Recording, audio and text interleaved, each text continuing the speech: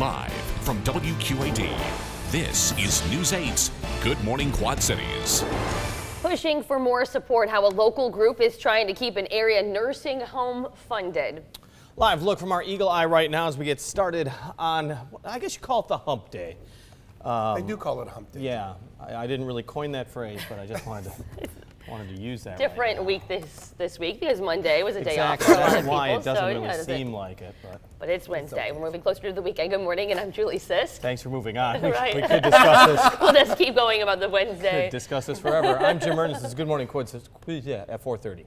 And I don't know. Renamed us? Yeah. I'm chief meteorologist James Zahara. Gosh. You can join us. Sometimes we start well, sometimes not so well. 30, we'll get going here, right? Yeah, at some point. A little slow. Maybe Thursday. A little quiet out there, just the way we like it. Right. Of course, we saw some of those hit and miss showers and thunderstorms again during the afternoon hours. And then as we made our way through the nighttime hours, things got all quiet out there. Just a few little showers going on just north and east of the Maquoketa area, but that is going to be kind of falling apart as it continues its way off to the north and east.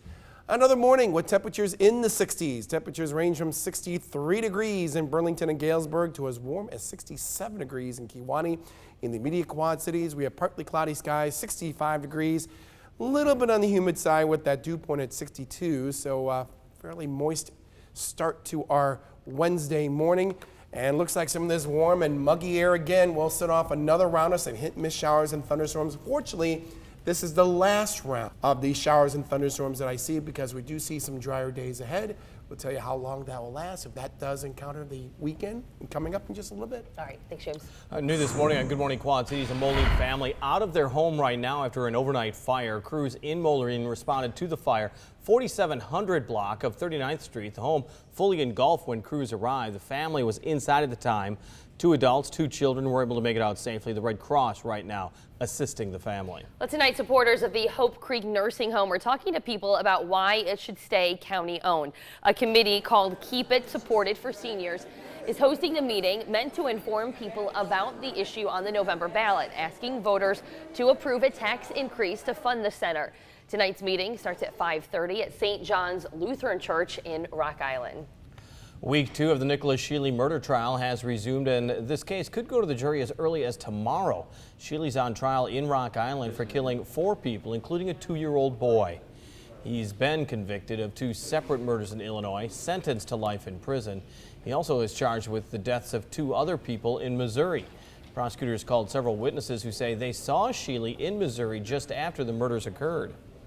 I was told that he was looking for his next victim. That's what I was told. And that was what I was informed by my local police department, that they said that he was probably looking for either his next victim.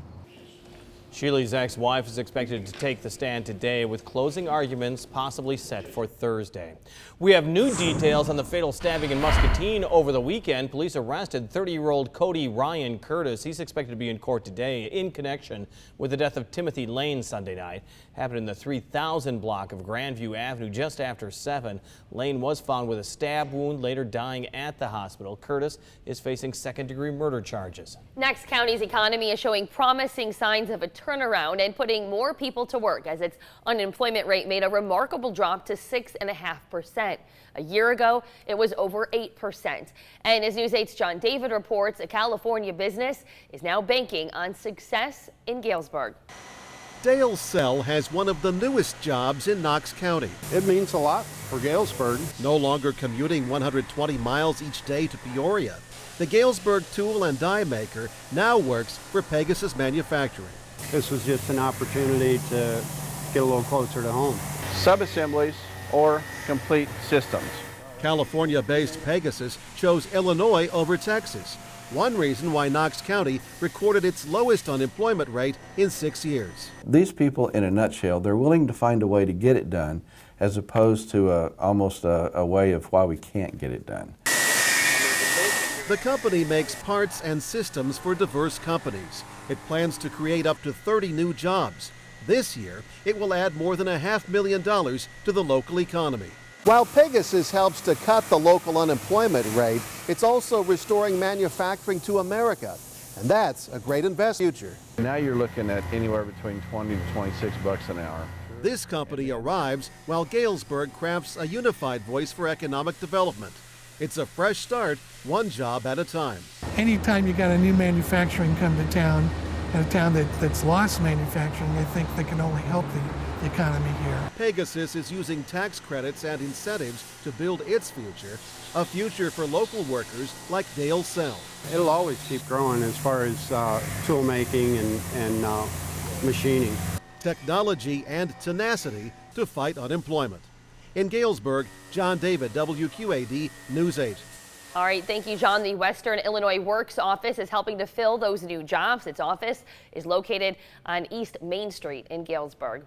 Right now, the unemployment rate in Illinois is 7.9%. Iowa, it's 4.3%. The national rate is 6.3%.